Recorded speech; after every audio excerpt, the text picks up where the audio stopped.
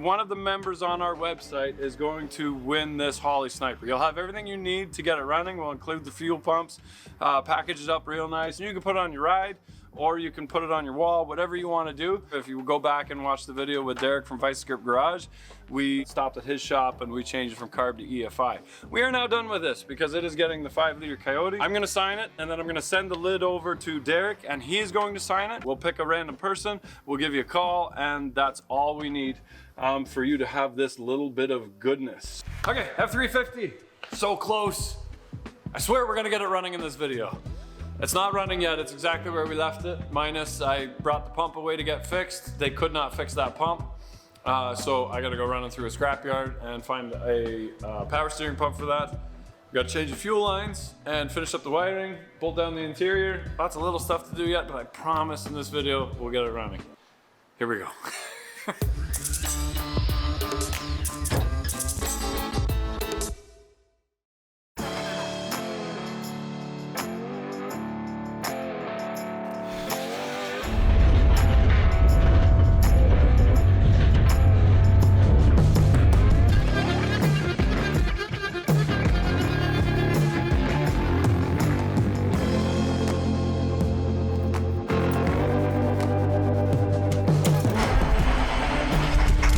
Loose ends that need to be taken care of. Put the radiator back on, put the chassis loom in, and then start incorporating all of these harnesses. So there was a lot of discussion about the airbags on here. I completely agree, we do need airbags.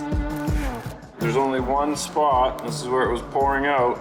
You versus the guy she told you not to worry about. Now I'm just like really nervous. All right, so pro tip, get older. Invite all your friends over, have the party in the shop, be forced to clean the shop so that it's not as embarrassing as it is on video when the rest of the world sees it. But where's the F350? Still right here. Did some stuff in the meantime, obviously. We had to pull the engine out of the Bronco, and if you haven't seen that video, check that out. While we did that, we sent the power steering pump out to get fixed, and they could not get that thing to seal. So now I gotta find a pump somewhere, probably run to the scrapyard and see if I can find one that's similar on the back of some other compressor. We got all our parts that I still have to install on there, so everything's kind of organized.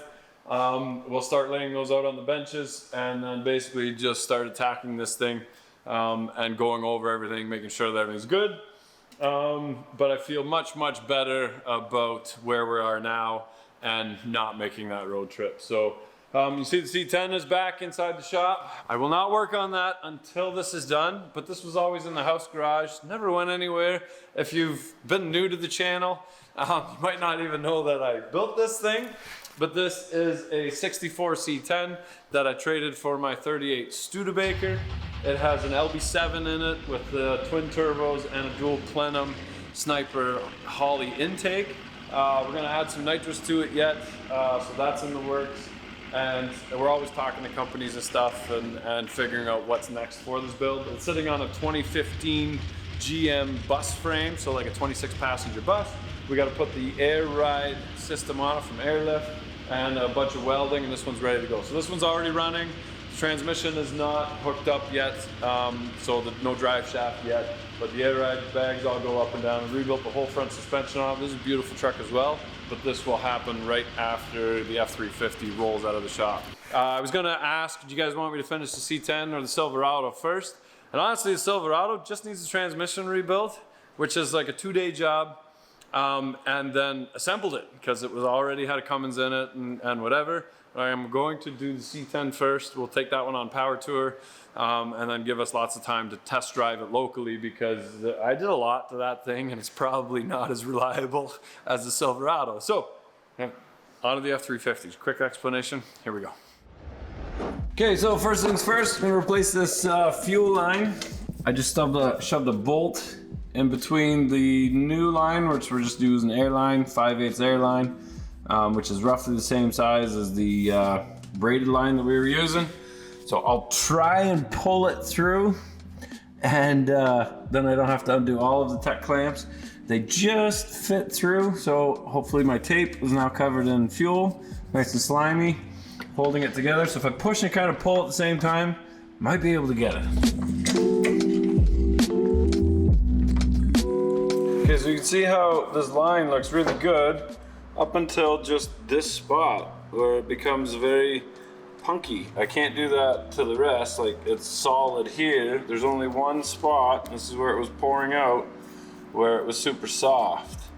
And all the fuel was just pouring out of the section. So I gotta cut it open, see if inside of this line went through my fuel injectors, because then I'm in big trouble. So I don't want to do this, but I have to do this. Let's take a look. Okay, so I cut the line open, and it doesn't look like it's deteriorated. You see that? It's still, I was hoping that it wouldn't crumble and fill my fuel system, but it's still shiny. It's just porous. It's just really, it's really soft compared to the rest of the line.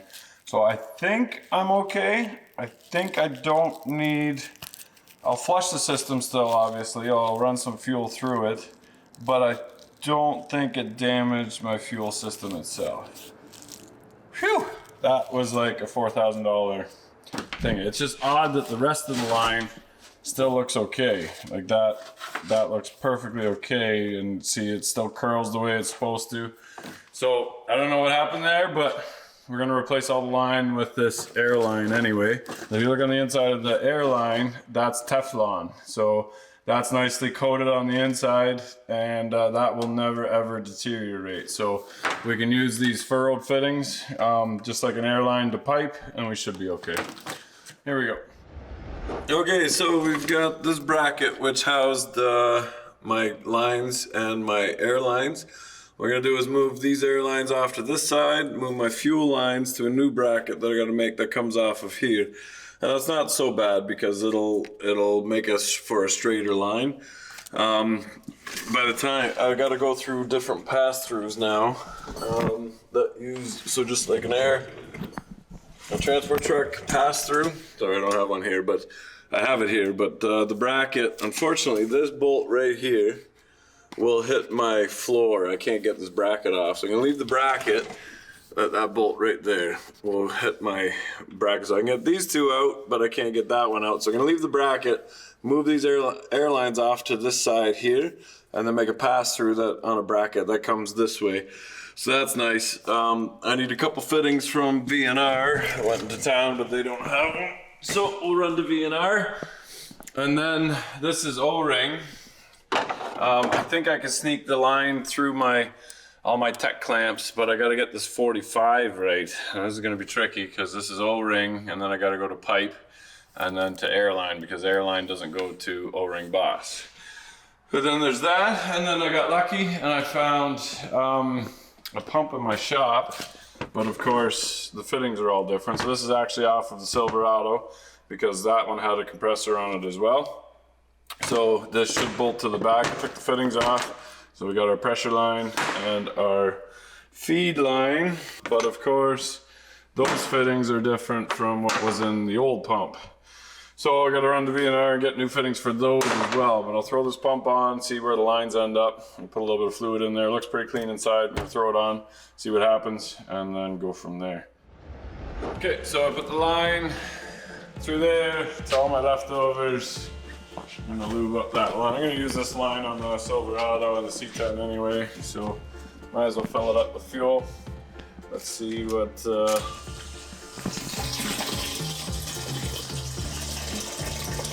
we got. Nice steady stream. That should flush it. Key off. I can put it back on, and we'll transfer the fuel from the back tank to the front tank. Make sure that the fuel levels change on the dash. Hear that pump working. No leaks. And I can hear it splashing down in here. Nice.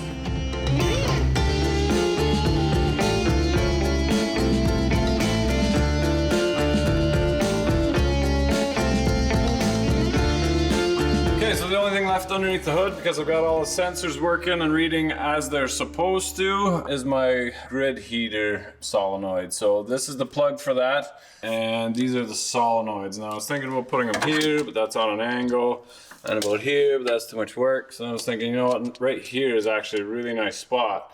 And originally I cut this I cut this hoop out because I had my intake pipe going right over there, but then we decided to redo that when I redid the intake, and now I got some room here. So now this this thing sticks out in the middle of no man's land, and that's no good. So what we'll do is just drill 2 holes and bolt it on with 2 holes, and then just cut that one off flush, and nobody will ever know that I did that.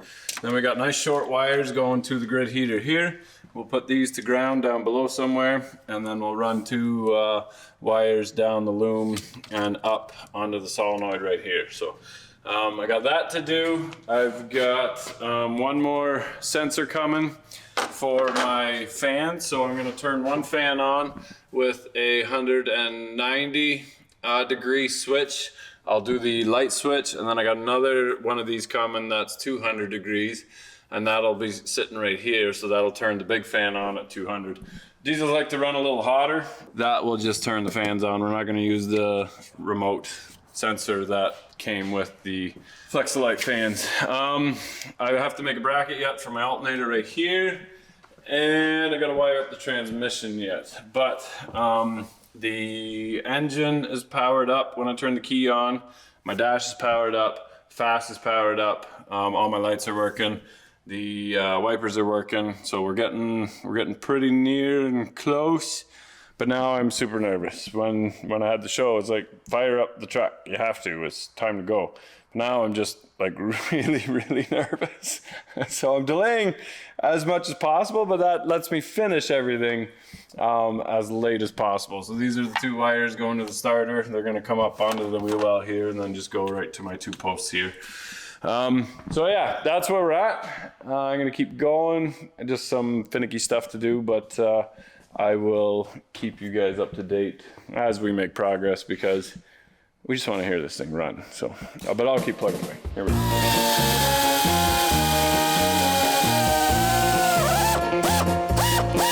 Been a while since I heard an air tool, but the 90 degree, this was on sale at Princess Auto, so I had to get it. It comes in handy.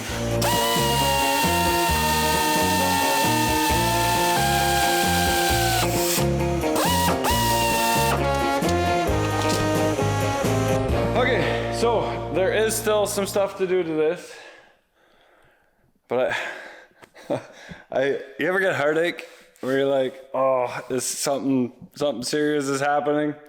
I have that right now. Generally, I get it after I rebuild engines. Okay, I'm gonna fire it up, I think. I'm kind of torn. Oh, I don't know. I won't be able to sleep unless I hear it run, or try to hear it run anyway. Okay, I'm gonna plug the fast back in again. I don't have the grid heater. I just need to put the grounds on there, but that's kind of a pain. It's getting late at night. I put this intake on there just so that we bypass anything in case there's anything coming. Any dust or dirt stuck in the intercooler. I did wipe everything down. It should be okay. Got oil in it, power steering fluid, brake fluid. I'm gonna turn it over and see if it'll fire. I'm gonna plug the fast in and see if she'll go.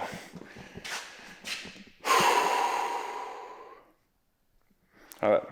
I'm not gonna lie, I'm pretty nervous. All right, here we go. Okay.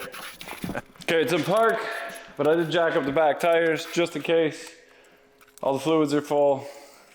I'm gonna crank her over.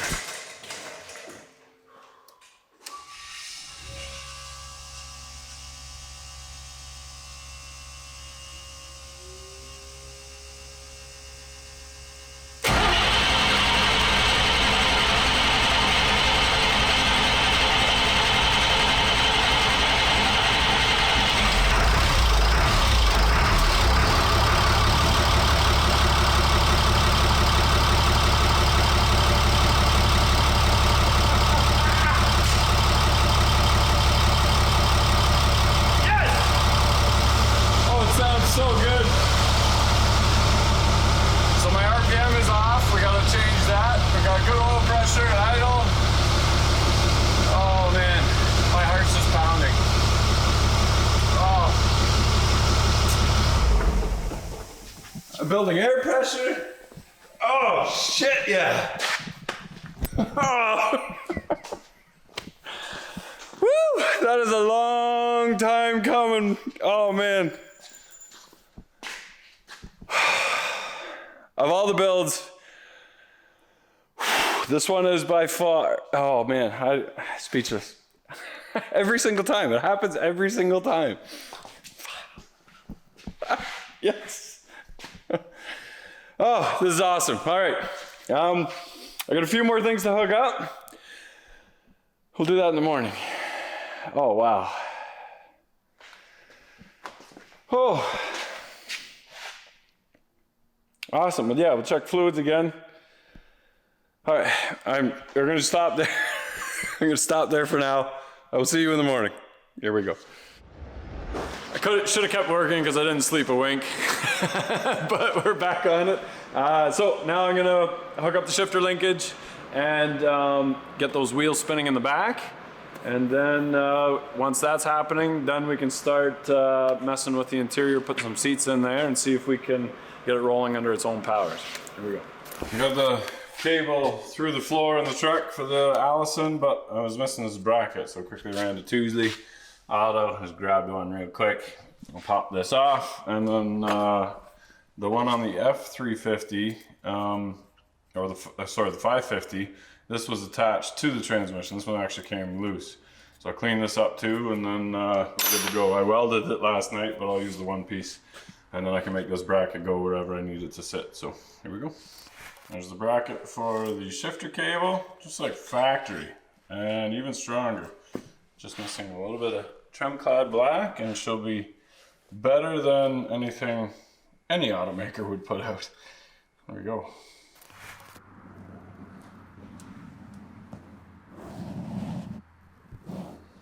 So nice. If it wasn't for this wire, it shouldn't be here. I'll just poke that back up in there. You didn't see that.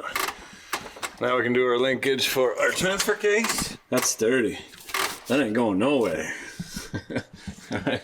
Whoops, I gotta paint that bracket yet. Alright, here we go. Alright, so since Brad took the pats off, should be able to take this gross steering wheel off and put in our nice tan colored steering wheel that we have on the bench there. Clean that up, get rid of this. If nothing else, I can pull that steering wheel off and put it on here. But now that the pats is there, I don't think I should have to do that. So we'll get the steering hooked up, make sure that the power steering works. It'd be cool to see the tires move, and start putting everything up into the dash properly. There we go.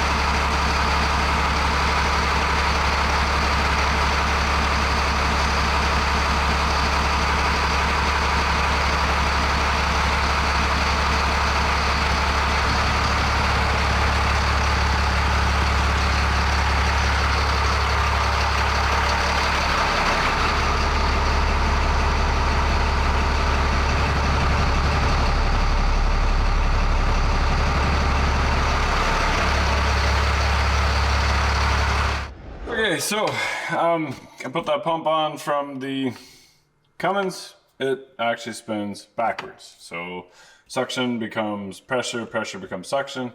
Now you're saying if we could just switch those fittings around, it'd be fine. Problem is the pressure relief, wherever that is, works off the pressure side. So when you put your steering all the way to one side, it goes over relief. If I didn't do it the right way, then we'll blow hoses and blow power steering motors and all that fun stuff. So originally we had this one rebuilt, or a different one rebuilt. They couldn't rebuild it. Took them 2 weeks to tell me that. So tried that one. and then found one at WG's. It's off a Caterpillar 3126, off the back of a compressor. So hopefully this works. I spun it up, put oil in there, cleaned it. I didn't open it up, but I can hear the vanes sliding, I think. I put a drill on there and just spun it, and I got some oil coming out of the pressure side. So I'm gonna throw this one on and see what happens. If there's an issue, we can get this one rebuilt then, but I'm gonna try and put it on without. Now, that being said, that little sentence, yeah, about 15 hours, 15, 20 hours, driving the city, dropping the pump off, picking it back up again, going to V&R, finding different fittings that fit, because this one, the original pump was British O-ring. This is standard O-ring Boss with JIC, so I couldn't just go use the original fittings again. You got to go back and grab different fittings. $10 every time, 10, 20, 30, 40, 50, 60 bucks gone, easy, just like that, probably more. It's very frustrating. It's supposed to just work. So I'm gonna throw this pump on, and hopefully that's it for our power steering and our hydro boost issues. Here we go.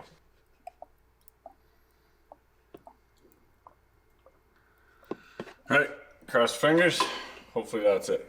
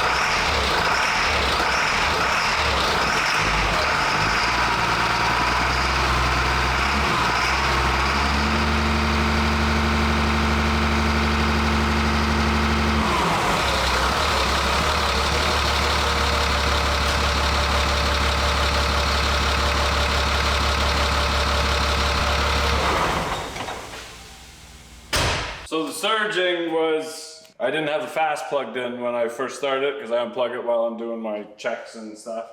So it's funny because it started right up, so it's got fuel pressure in it still, and then that's when that surging started, was when that fuel caught up where it was kind of starving, but the pump, turned the pump on, as soon as I revved it up a little bit, then it ran fine, so we're good. Steering works good, but the hydro boost is kind of loud. You can really hear that from inside the cab, that sucks. But we'll work on that. But at least we got steering, we got power brakes, so I can throw the box on it and move it under its own power. Okay, so for the throttle pedal, there's a brake, there's a throttle. I left the holes exposed for the, where the old pedal went through, so where I put the, be quiet, I did cut holes out, and I did cut, this is actually the shape of the old pedal. I copied it exactly, and I shouldn't have, because this pedal is obviously going to be different. So all I did was put the bolts in the holes. I put a little bit of grease on the head of the bolt, held the plate up against, and that marks my holes. And now I got to weld this right on top of here. So that is my throttle pedal assembly. We'll weld that in place, and then this pedal, this little bracket, you can pull this out, the pedal can come out. I can bend that to however I want it to go. So that's the next list.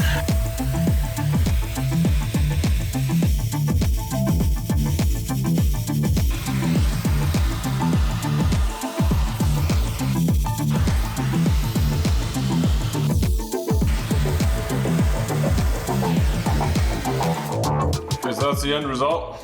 Look at those fancy bends, just like factory, except I gotta paint it. But I'm gonna install it first, make sure that it fits nice, foot's comfortable, and then we'll paint it. Because I hate painting it and then burning all the new paint off. You know how it goes. Here we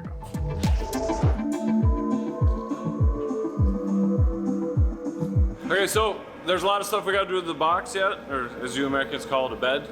Bed is for sleeping, box is for working. We're gonna undercoat the bottom of it yet, we're gonna bed liner it. We also have Caterpillar, which was cut out by Oshcut, that we're gonna put on the back of it. So rather than it saying Platinum, it's gonna say Caterpillar, and that's the only badging that we're gonna put on the truck. So no big C stickers or Caterpillar on the windshield. Nice and neat Caterpillar on the back, and the F350 badges on the side, that's it. don't really have to put the bed on just yet, or the box, but I'm gonna put it on just so it looks like a truck and I can move it under its own power, and that'll be the satisfying end to this video. So here we go.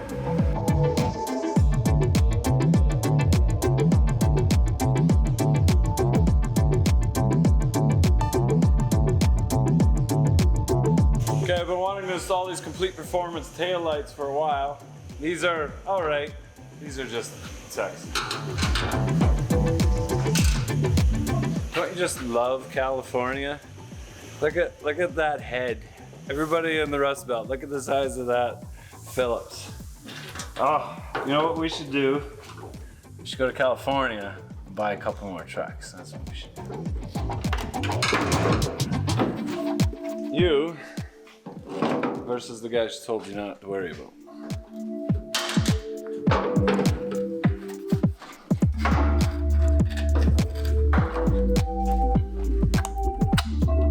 We don't have backup lights yet. I'm gonna figure that out. I ran the wire for it, obviously. Just gotta figure out where to tee it into. I gotta get a pin out for the Allison transmission. I did hook power up to the transmission, power and key, but I don't have communication with my scanner yet. So I'm gonna back it up just a little bit and drive it forward just a little bit, make sure that the brakes are working. It'll be my first drive in a year. Yeah, it was 14 months ago when we bought that interior and we pulled the interior out of it, and then I couldn't drive down the road anymore.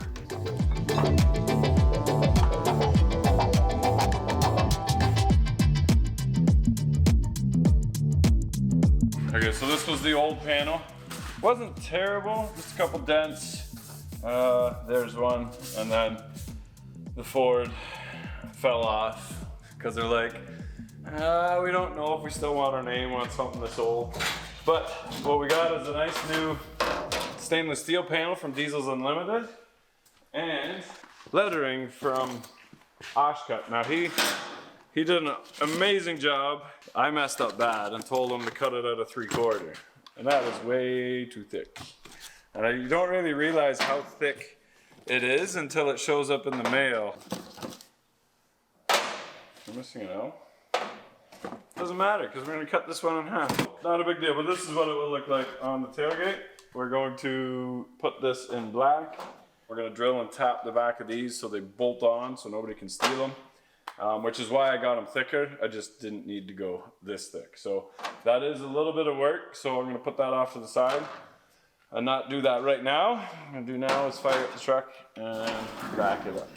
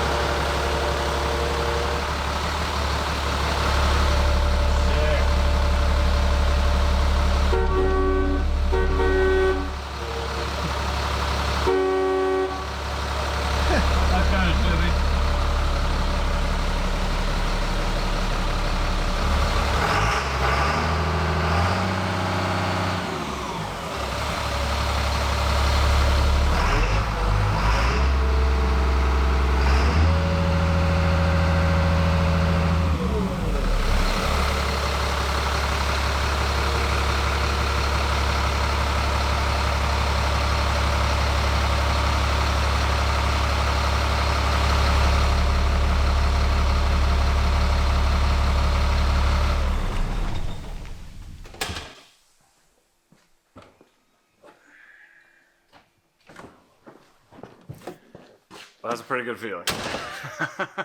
All right, so there's still lots to do. 2 cables hanging off the back, this trailer plug and the air line. So I put a male end on there so we could charge the tank. I'm gonna put a female tank on there, then we can build up the air. You gotta put the coolant in there. Still got lots of wiring to do inside the cab, power windows, power locks. We're gonna incorporate those to the keyless and figure out the transmission communication. So lots to do, which will be in an upcoming video, but thanks for watching, guys. We're getting so much closer. This is a lot of stuff that I would have bypassed to get it to Bowling Green, but now we can take our time and do it right. So rather than rush it, we're going to make sure that everything is done properly and put away properly. And we appreciate you guys for watching. Also, don't forget to check out our merch store. We got a pile of new stuff. This is one of Kevin's favorite sayings.